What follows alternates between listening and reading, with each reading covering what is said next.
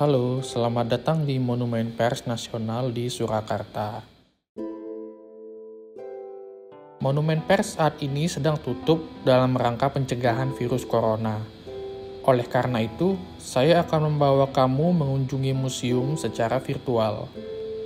Untuk memulai tur, akan lebih baik jika dimulai dari pintu masuk. Di beranda sebelah pintu masuk, dapat terlihat kentongan Kiai Sworo Gugah. Kentongan ini adalah simbol dari alat komunikasi massa paling populer yang juga dekat dengan budaya Indonesia sejak zaman dulu.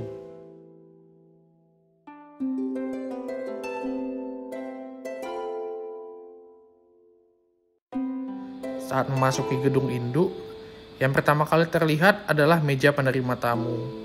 Pada hari-hari biasa, Monumen Pers buka setiap hari dari pukul 8 pagi hingga 4 sore. Masuknya gratis, kamu hanya perlu isi buku tamu. Ruangan ini memperkenalkan sejarah gedung, pers secara umum, dan tokoh-tokoh bersejarah Indonesia. Banyak dari pengunjung yang bertanya, mengapa Monumen Pers Nasional terletak di Surakarta, tepatnya di gedung ini? Untuk menjawabnya, kita perlu mengetahui sejarah gedungnya terlebih dahulu. Gedung Monumen Pers Nasional ini terdaftar sebagai bangunan cagar budaya. Awalnya bernama Societet Mangkunegaran. Dibangun oleh Mas Abu Kasan Atmodirono, arsitek pertama Indonesia pada saat itu. Ia ditunjuk oleh Mangkunegara ke-7 yang saat itu masih bergelar pangeran. Sebagai Societet atau ruang publik, gedung ini rencananya digunakan sebagai ruang tempat para bangsawan dan orang penting lainnya untuk berkumpul.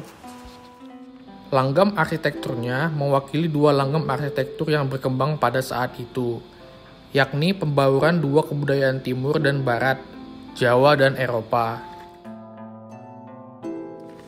Langgam Jawa diwakilkan oleh bentuk fasad gedung yang menyerupai candi dengan stupa, juga dinding gedung yang menyerupai struktur batu candi. Sementara itu, langgam kolonial diwakili oleh ukuran pintu dan jendela yang besar, ciri bangunan Indise.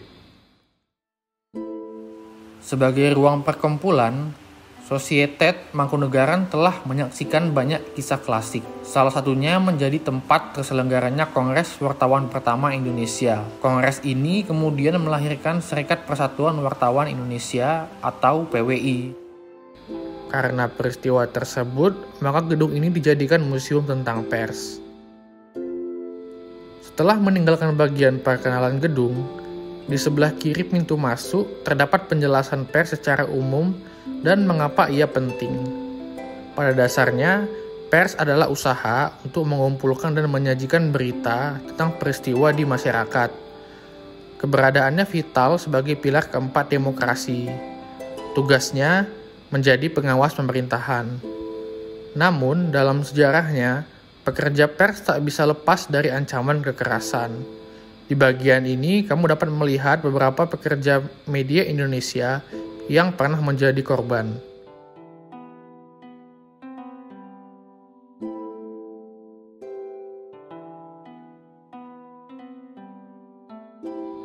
Di ruangan ini pula terdapat 10 patung tokoh perintis pers nasional.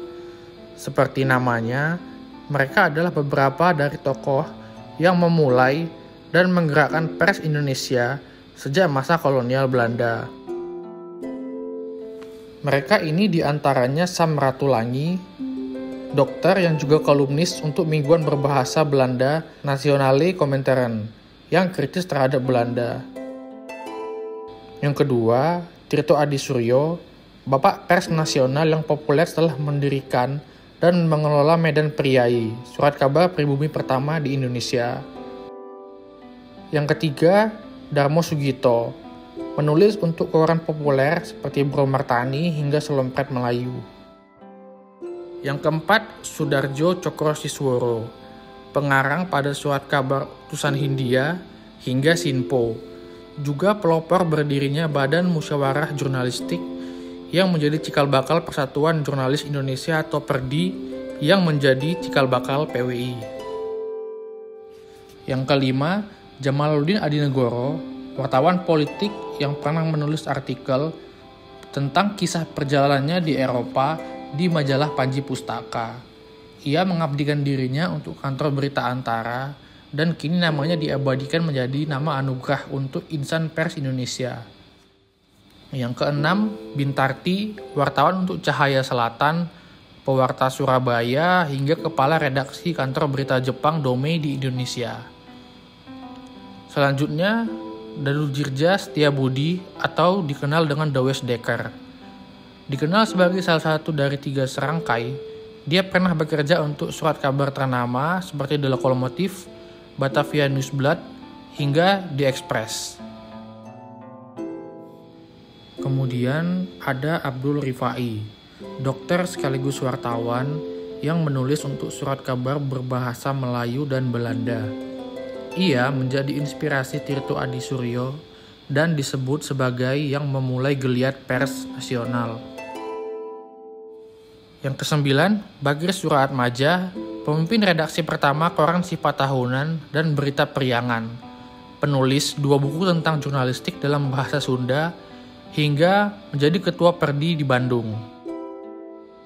Yang terakhir, Sutopo Wonoboyo, ketua Perdi pertama, yang pernah menjadi pemimpin redaksi surat kabar Budi Utomo di Yogyakarta. Demikian episode pertama tur virtual Monumen Pers Nasional.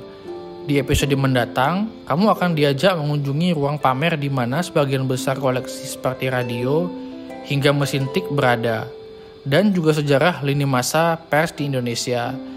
Sampai bertemu lagi ya.